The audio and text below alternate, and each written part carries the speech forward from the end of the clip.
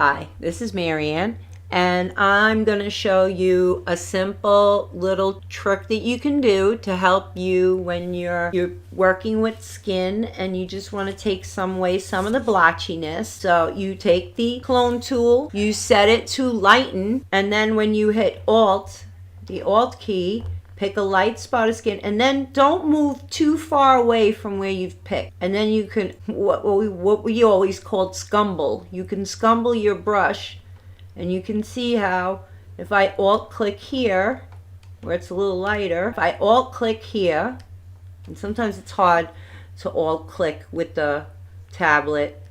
I find a little bit, sometimes you gotta do it with the mouse to get it more accurate. That's what you do. You hit the Alt key and you hit lighten, and then it will lighten.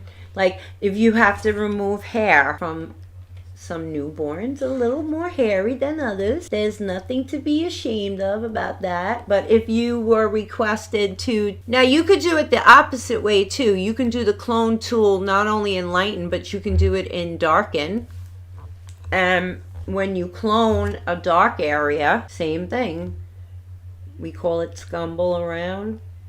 You scumble around, and then you can fill in some of those blotchiness, those white spots, and you can then proceed to patch it with the patch tool or the clone tool. But that's see, that it's another little easy trick to editing. If I set it to lighten, I could see right there, I can take away that little, see that, and remove that little spots from the baby. That's just a little trick I thought I'd share if you're learning about Photoshop, and I will talk to you soon. Bye.